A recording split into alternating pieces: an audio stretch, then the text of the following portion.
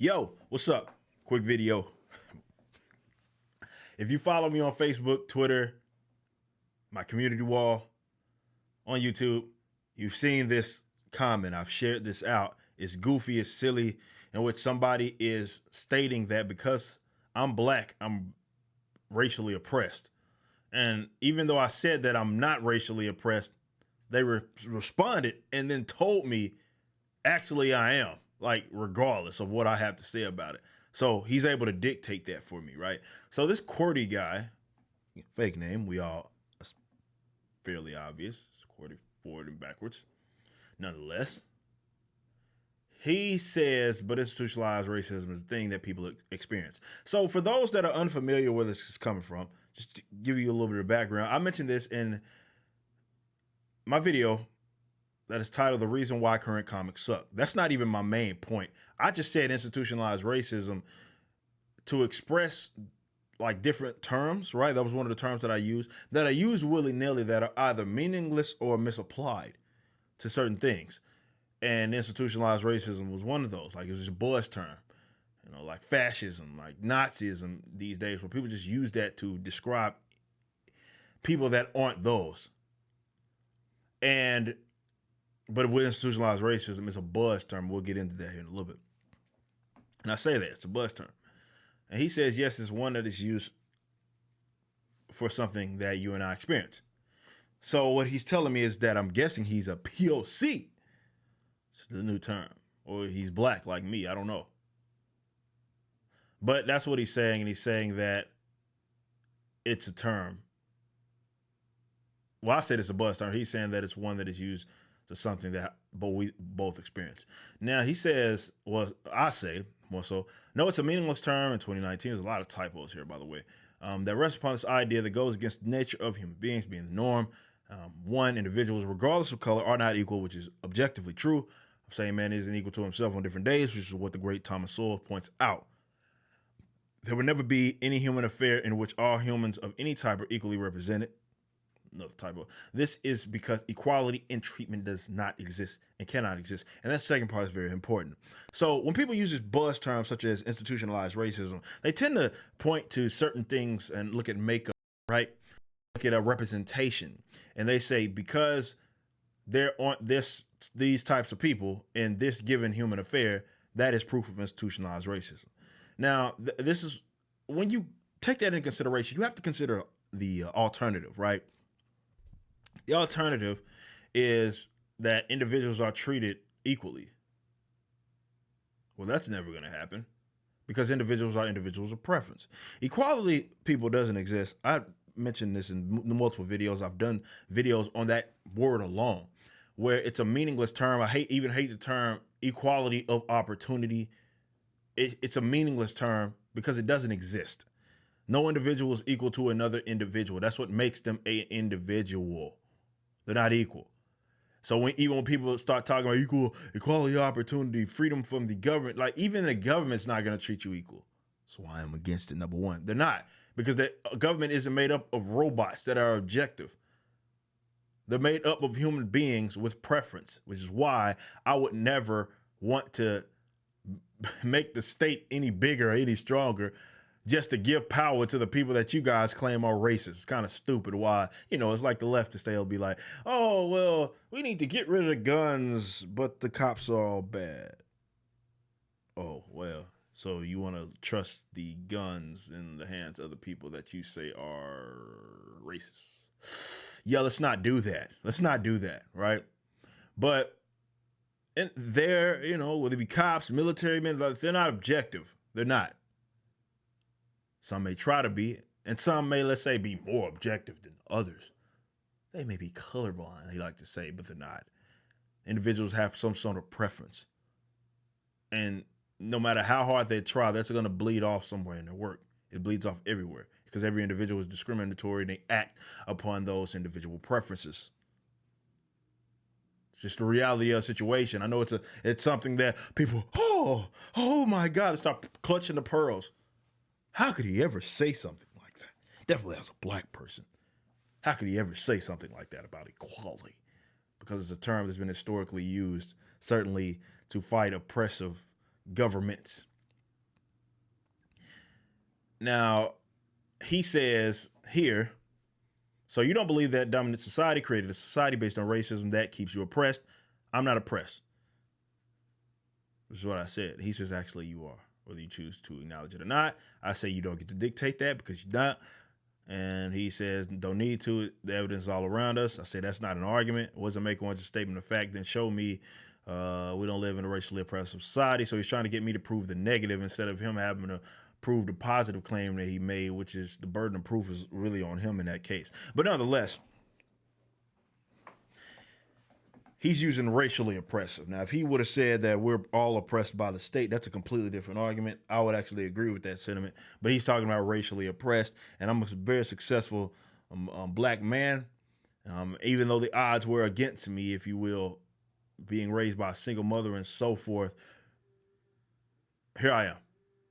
I'm successful. I don't know what the hell that is. The background, I think people are more on the grass. And of course, they always wait to do this shit when I get on a video. It's so frustrating. So if you hear that in the background, I apologize.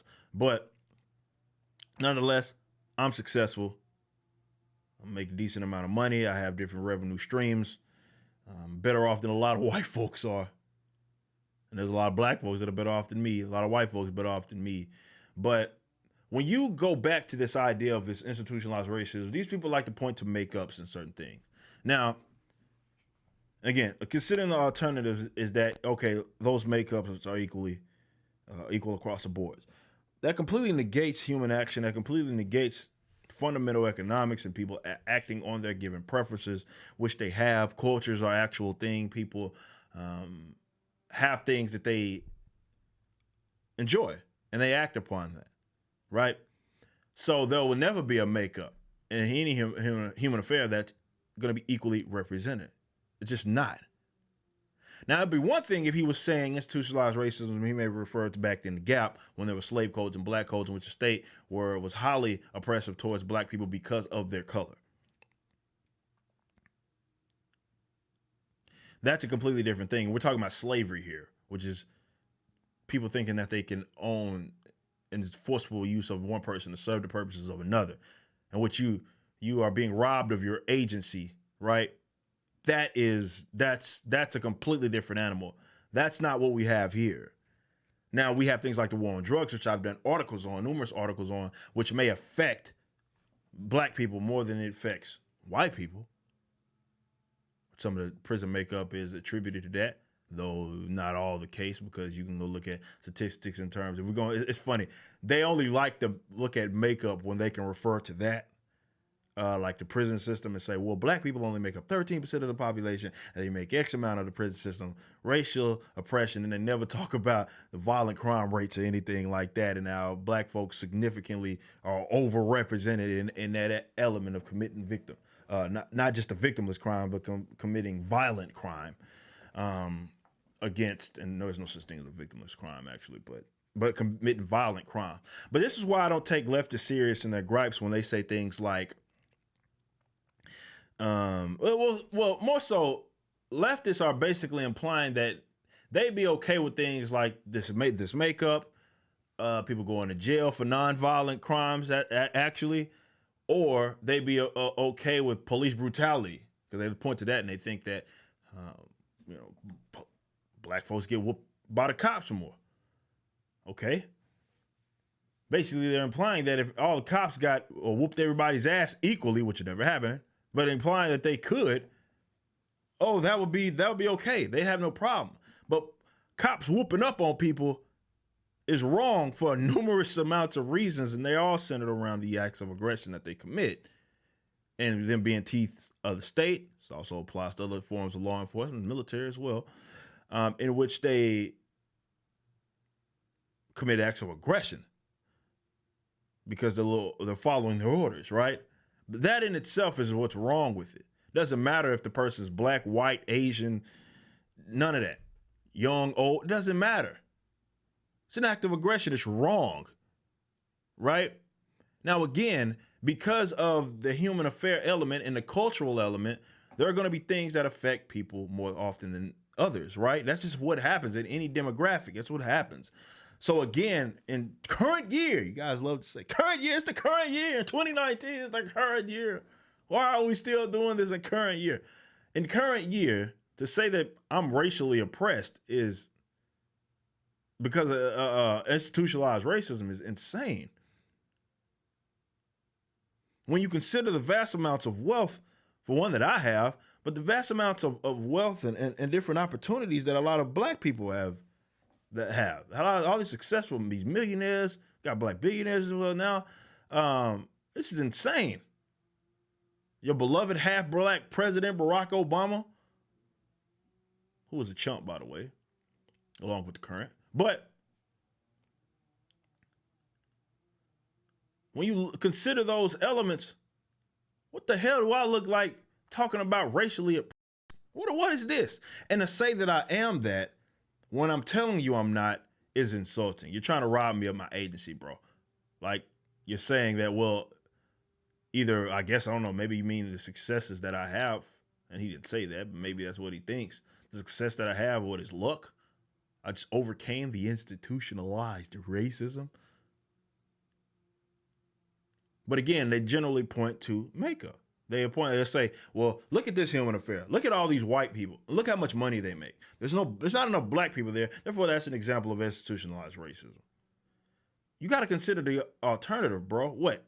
Everybody's going to be equal? All the makeups are going to have the exact same amount of proportional amount of white men, white women, black women, Asian men, Asian women, and you got to throw in different 79 genders that you guys look. There's no way that we're all going to be equal. It's just not a reality. Pushing for it is moronic. I'm gonna be completely honest with you. This is why we should go to things and say, at least I do. I go to things and I analyze them, and sitting there worried about the race of the victim or the oppressor is irrelevant. Or the person that committed a crime against that victim is that's irrelevant to me. That person had an act of aggression committed on them, of private property rights, be it in self-ownership or what have you, was violated. They were tread upon, if you will. That is wrong. Doesn't matter what their color is. And again, I'm not a colorblind person. I'm not one of those, oh, well, we're all the same and we're just one race, the human race. Like, no, I don't say the old corny ass shit. I can see you, motherfucker. I can see you. I can see your colors. What I'm saying is that given those human affairs and those preferences, the equality aspect will not exist. The example I want to give you guys, and I'm going to end the video here in a little bit, but the example that I want to give you guys is an example that I give all the time when I talk about how, let's say that I own a track and field facility. And if I own a track and field facility, make this bigger. But if I own a track and field facility and I said, you know what, it's going to more so specifically focus on sprints, 100-meter dash, 200-meter dash, 400, maybe. But for sure, 1 and 2. Maybe some indoor stuff. Maybe some 60, 55, maybe. But sprints. We're here to train sprinters. My trainer makeup, my athletic makeup may be exclusively black. That's not an example of institutionalized racism by way of white people or against the Asians. Black people are the top sprinters in the world. There's those anomalies that exist. Talk about the 400. Jeremy Warner was a hella fast guy. He's white, if I'm not mistaken. But I know for a fact, the fastest sprinter, kid sprinter, youth sprinter, I believe he's going to Georgia, if I'm not mistaken. Could be wrong about that. I believe he broke the high school record. He's running nines, win-aided nines, 10 O's and 10 ones. Non-win-aided. He's the fastest sprinter, youth sprinter in the country. He's white. So if my makeup is 100% black and sprinter, it is what it is. That's not an example of a wrongdoing. That's not an example of institutionalized racism. That's just, hey, black people, you know, they're born with these fast twitch muscles. So it made sense as to why they ended up being this, good sprinters and why they are attracted to sprinting because they're good at it. My makeup may be exclusively black. Not an example of institutionalized racism. It was a voluntarily arrived thing. It just happened. Same can be said for other things. If maybe like golf or something like that, which may have a low makeup of black people. Black people don't tend to play golf. We tend to play basketball, football, track, stuff like that. But we don't tend to play golf. There's some good golf sprinters. Tiger Woods, obviously, who's half black. But you got guys like Tiger Woods, of course. But you also have other black people that are, that are some decent golfers. But it's not a majority makeup. It's a very significant minority makeup of people that are black people that are exposed to golf early on and become that good at it. Tiger was one, but again, he's just only half black anyway. But either way, he's one. For the most part, it's been in almost majority white. It is a majority white. Go to any country clubs, majority white. So to sit up here and say that that's an example of institutionalized racism, that would be insane. But this is what they do. They apply this logic to other things. And this is why I'm saying it's very dangerous. It robs people of their agency. Then when you in turn tell people that they're oppressed, when they're not oppressed, it is insane. Because first of all, you telling me I'm equal to you because you are a person of color, and that's just not true. We're not, again, I'm just because I share the same goddamn skin tone as you does not mean we relate. Does not mean we grew up on the same shit. Like I'm gonna relate more to some of the folks that I knew back in white folks that I knew in Dallas, Duncanville area as well, Oak Cliff area that were white. I'm gonna relate to that person more possibly in certain elements than I would, let's say, some black guy that's living in South Africa. It's a different culture. This is really at reality. You know what I mean? Or another, let's see, black person that's living somewhere here, like let's say New York. Y'all on some different shit out there than what we own out here. That's just what it is.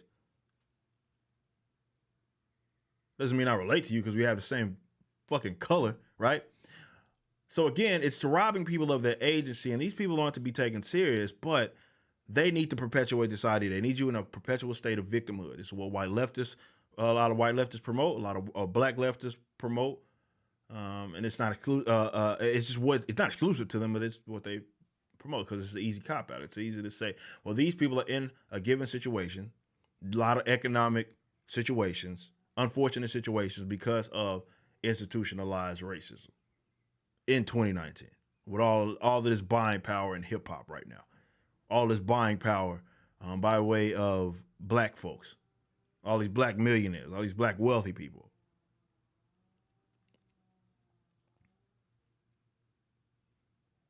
Come on, dog. Get a grip. But nonetheless, reconsider the usage of the term equality. I would encourage every viewer to do that. Reconsider. Because I don't think it means, more so if you extend it to the logical conclusion, you realize how nonsensical this term is when people generally use it, right?